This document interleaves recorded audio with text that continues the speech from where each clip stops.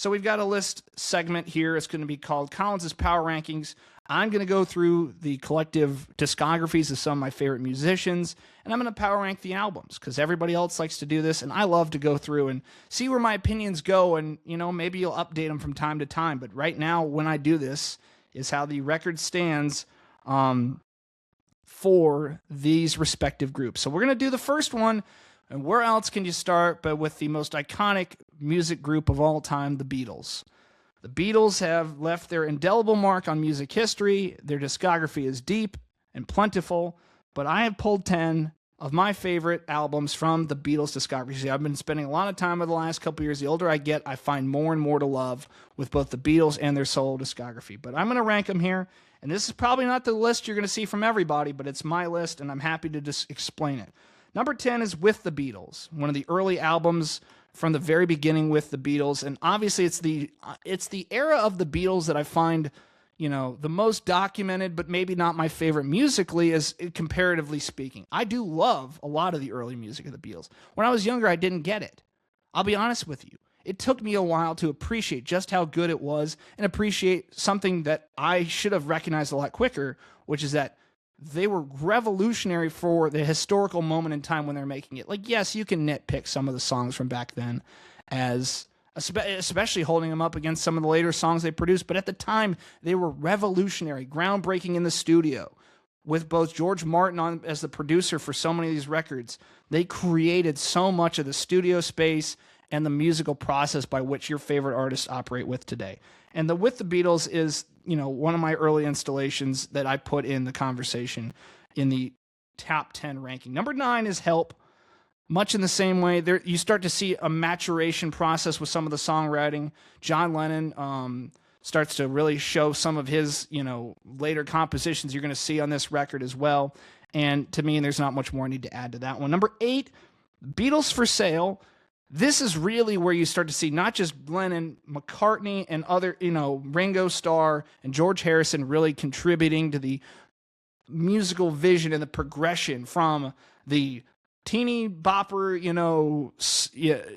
girls screaming, youth heartthrob pop band to something a little bit more nuanced. And I think you start to see that really develop here with the Beatles for Sale. Number 7 is the White Album. This is maybe a controversial take. I have no problem with the fact that there are that many songs on that record. I know that's been a big complaint. There's a lot going on there, and it's not a very cohesive package. I think some of the highest highs the Beatles ever got are on the White Album, and that's why it's at 7. Because I think it's arguably George's greatest song contribution with While My Guitar Gently Weeps with the incredible Eric Clapton solo.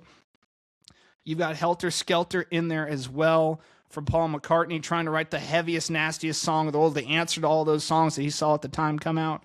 You have, all the great contributions up and down. To me, it's just, there's some slog on there. There's some of that stuff that I can easily skip on there. It's not my favorite cohesive package, and I think there's a lot of stuff in there that you could have whittled out. I don't object to the Beatles wanting to be like, this is all we have and this is what we want to share. That's fine. And honestly, we're fine for having it in the world. It doesn't make it my favorite album, though, however. Number 6 is Rubber Soul. And Rubber Soul is something that could easily have wound up in the top 5. This is just where you start to get down to preference. In My Life is one of my favorite John Lennon tracks of all time. That's no secret. But there's a lot. If I said where Beatles for Sale is where that process starts to evolve, this album, Rubber Soul, is really where you get to, this is no longer the 4 little lads from Liverpool that are singing songs about their girlfriend and the I want to take her out and hold your hand and all that. This is a little bit more reflective, a little more introspective. I mean, think about it. John Lennon's in his 20s when he writes In My Life. That's remarkable. To have such a level of introspection and, review on a life that's barely even begun. Unfortunately, he'd only live for another about, 14, 15 years after he writes that song, which is tragic. There's more about Lennon's life that comes out of his, our understanding of John through documentaries, through books, through all these things, through all the interviews he gave. And, in 65, 66 to go ahead and say, I'm willing to talk about and explain this and write this song and carry this, There's also Girl, which is a great Paul McCartney contribution. There's a lot of fun stuff to love about that album. It was a later acquired album for me, but once you hear it, there's no going back. It's a clear fork in the road as far as their career goes. Number 5 is Sgt. Pepper's Lonely Hearts Club Band. This one, I dare say, is probably a tad high on some people's list. It's not because of what it is. As an achievement, it deserves to be recognized as such because it's so groundbreaking with the production techniques and the idea of this conceptualized record where it's a fictionalized band that the Beatles got to portray, to create new music and take new directions. That's fine, but when you listen to John Lennon basically slag that idea off and saying he wasn't really thinking like that, that's fine. You don't have to buy into the idea of it being a concept record for it to showcase some really great tracks. You get tracks like With a Little Help from My Friends, you have A Day in the Life, you have Lucy in the Sky with Diamonds. You've got all the pieces that would later show up throughout the rest of the Beatles discography starting right there. And obviously LSD is a factor in it. I think that really opened up a lot of things. There's other great tracks from around this time that aren't on that album, which is so odd. And it does frustrate me that some of the best Beatles tracks of all time, like Strawberry Fields and Revolution and others, didn't wind up on an actual album. They're just released as a single. Number 4, A Hard Day's Night. This is without a doubt my favorite of the early Beatle records. As far as the mop top foursome, A Hard Day's Night is a really tight package. You get contributions from the 3 main songwriters that I love. Each guy has a moment to stand out on that album. But I think more than anything, they are a tight unit. They are a fist. They are locked in musically with each other. There's no, separation with where their creative visions were. You see a cohesive package, and that makes for a tight album. That's the best way I can describe this musical endeavor. It's a tight cohesion amongst 4 guys playing at their at a beginning level. Like, you will see everything that these 4 musicians will contribute. You can start to see it right there in the composition of A Hard Day's Night. Number 3 for me is Revolver. Revolver follows the discussion topic from Rubber Soul into Sgt. Pepper's, and it's truly where the LSD is a part of their creative experience and experimentation with different forms of music and songwriting. It's a phenomenal album. You see, like, Taxman right off the top is such a wild choice to open an album with. It works. It might actually have, and I say this crazily, it might have my favorite John Lennon song, which I've gone back and forth, but I'm Only Sleeping is probably a song I listen to as much as any Beatles track ever. But you've got Taxman from George. You've got Paul with his contributions up and down the album, most notably Eleanor Rigby, which is such an outlier. Like, nothing existed sounded like Eleanor Rigby at the time. And that's where people misplace their idea. They misplace their opinion of the Beatles being overrated because they look at where music is now and they go, that can't be that significant. But when you're putting out an Eleanor Rigby in this time in the mid to late 60s, there's nothing that sounds like Eleanor Rigby. If you go back 10, 15 years, there would be no path to an Eleanor Rigby until a guy like Paul McCartney comes along. Number 2, this is a hot take, but this could have won the argument outright. Is Let It Be. Let It Be, to me, while disjointed in the assembly and even in the production, from where they started with originally going with Glenn Johns as the producer on the Get Back sessions, which are famously noted in the Get Back documentary that exists on Disney Plus, which is a phenomenal documentary. If you have it, please go check that out. It's phenomenal. Peter Jackson did a great job. But John Lennon and company hands this over to Phil Spector, and I know Paul has issues with the over orchestration and over production of the record, so much so that he had a later reissue come out later in a remix called Let It Be Naked, which is also phenomenal in its own right. But there's so much musicality going on here, so much growth in the songwriting.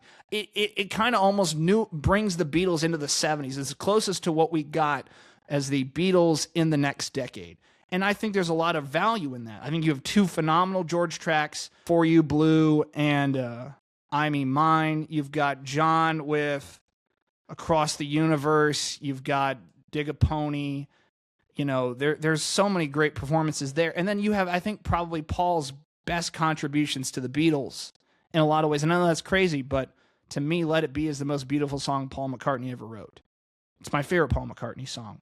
I think the studio version, not the single version with that solo changed. I think the solo from George, the piano playing by Paul, the backing vocals, I think the production on Let It Be, the studio track, is quite possibly the best song the Beatles ever put out. And I know there's a lot of, debate as to how much the rest of the band even wanted to do or like that song, but to me, it's Paul's best contribution to the Beatles. And that's saying something when you're talking about one of the greatest songwriters of the entire history of the planet.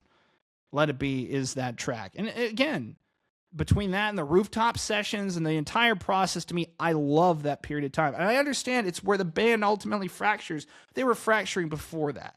And they will all tell you that. And I think it's sad because there's so much more that they could have done. You see George finally getting tracks on the album that can rival anything that his counterparts are doing. And that, to me, is really fun. And lastly, for that exact reason, number one is Abbey Road. Because Abbey Road is the true coda of the Beatles' discography. It is the creative nexus, the creative period where everything coincides. George writes something, and here comes the song. Those two songs rival anything that John and Paul do as songwriters. And I love Come Together. I love Maxwell's Silver Hammer. I know that's an often ridiculed track. I love I Want You, She's So Heavy. I love Golden Slumbers. I love The End. I love so much of this album. But George wins this album. And if you're, a guy like me who grew up originally, before you even loved the Beatles, loved George, this is an album where George thrives. Where something in Here Comes the Sun will stand the test of time for what George did. But even then, you still have Paul with the phenomenal Oh Darling. And, the medley itself, while is a mixed bag and an acquired taste for some, I think is a beautiful encapsulation of the entire band. Carry That Weight. There's so much great music in this album. And going to Abbey Road last December and getting to do the walk across the walkway, it was so cool. To me, Abbey Road, Let It Be is my favorite era of the Beatles. There's so much musicality going on there, so much musicianship, so much contributions from George that are worthwhile. It's a tragedy to me that it had to end at this point because those three guys writing songs, Ringo getting Octopus's Garden, it's a fun track. I don't have to be ashamed of that. I love the Ringo stuff, whether it's Boys or, his early track like that, or you could go through. All you got to do is Act Naturally. You could do that. You can talk about Act Naturally, or you can go through Yellow Submarine, or you can, pick out your favorite Ringo song. I love all his contributions. To me, this is the period of time that rewards the most as a musical enjoyer because you're getting the best out of these three guys. And again, John's not in the best of health at the time, and he still turns out Come Together. And I Want You, She's So Heavy, and there's Polythene Pan, and there's all these other contributions in this equation, and he's still there. And then the end I think is the most beautiful ending to a band you could possibly have. I think I have to say this: Her Majesty is I understand why they threw it on there, but to me it kind of cheapens that a little bit. But the end is beautiful. I don't think there's a more. I think If You Die, that's the sound I kind of want to hear when I go. Is the sound of the end. Because that's a beautiful piece of art. Not just music, beautiful piece of art. So there you go. That's my rankings. The first of many Colin's Power Rankings of musical discographies. The Beatles. Take your pick. This is my pick. I don't judge anybody else that has any other opinion. This is just where I landed. This is my favorite portion of their discography.